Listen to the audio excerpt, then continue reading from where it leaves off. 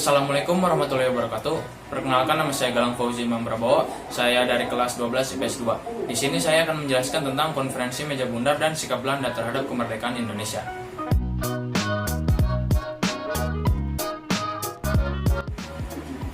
Konferensi meja bundar atau biasa disingkat dengan KMB merupakan upaya diplomasi yang dilakukan oleh Republik Indonesia untuk mendapatkan pengakuan Belanda atas kedaulatan negara Republik Indonesia.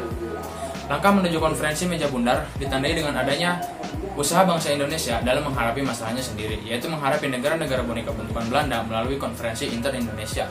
Konferensi inter-Indonesia sangat penting dilakukan sebab untuk menciptakan kesamaan pandangan dalam menghadapi Belanda di konferensi meja bundar. Konferensi inter-Indonesia ini setidaknya terjadi 2 kali. Yang pertama, diadakan di Yogyakarta yang berlangsung pada tanggal 19 Juli sampai tanggal 22 Juli 1949, dipimpin oleh Muhammad Hatta. Adapun yang kedua diadakan di Jakarta yang berlangsung pada tanggal 31 Juli sampai tanggal 2 Agustus 1949 yang dipimpin oleh Sultan Hamid II, Ketua BFO.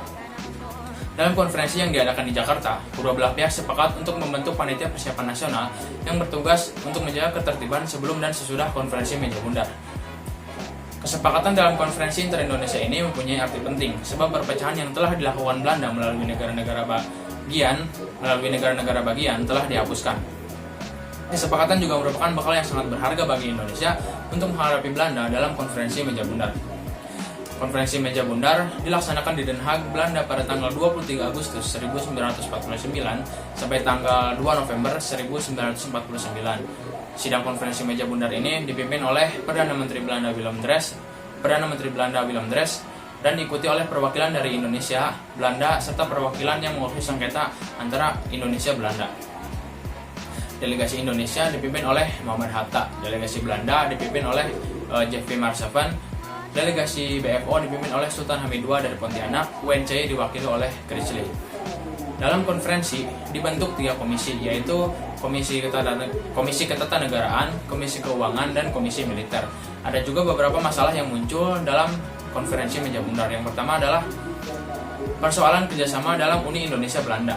Indonesia menginginkan kerjasama yang luas tanpa pembentukan organisasi yang permanen.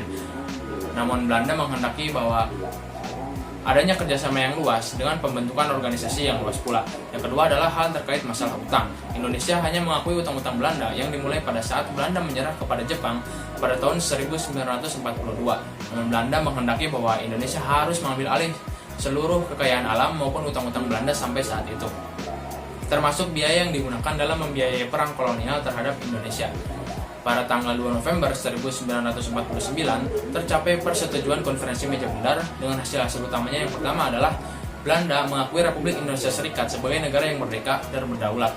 Yang kedua, pengakuan kedaulatan dilakukan selambat-lambatnya pada tanggal 30 Desember 1949. Yang ketiga, masalah Irian Barat akan diadakan perundingan lagi dalam waktu 1 tahun setelah pengakuan kedaulatan. Yang keempat, antara Republik Indonesia Serikat dan Kerajaan Belanda akan diadakan hubungan Uni Indonesia-Belanda yang dikepalai oleh Raja Belanda. Kemudian yang kelima, kapal-kapal perang Belanda akan ditarik mundur dari Indonesia dengan catatan beberapa korvet akan diserahkan kepada Republik Indonesia Serikat. Kemudian yang keenam, tentara Kerajaan Belanda selekas mungkin ditarik mundur, sedangkan tentara Kerajaan Hindia Belanda atau KNDL akan dibubarkan dengan catatan beberapa anggota yang diperlukan akan dimasukkan ke dalam satuan TNI.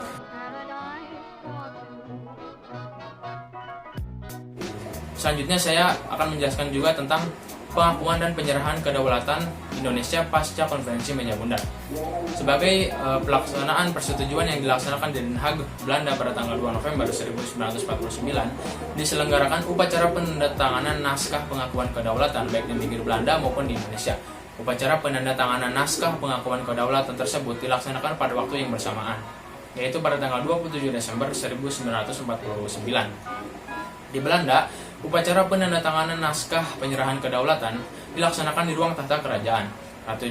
Ratu Juliana, Perdana Menteri Belanda Dr. Willem Drees, Menteri Seberang Lautan Mr. A.M. Sassen, dan Ketua Delegasi Republik Indonesia Serikat bersama-sama membubuhkan tanda tangan pada naskah penyerahan kedaulatan Republik Indonesia Serikat. Di Jakarta, pada saat yang bersamaan, Sultan Sri Hamengkubuwono IX dan Wakil Tinggi Mahkota A.H. Loving melalui suatu upacara bersama-sama membubuhkan tanda tangan pada naskah penyerahan kekuasaan.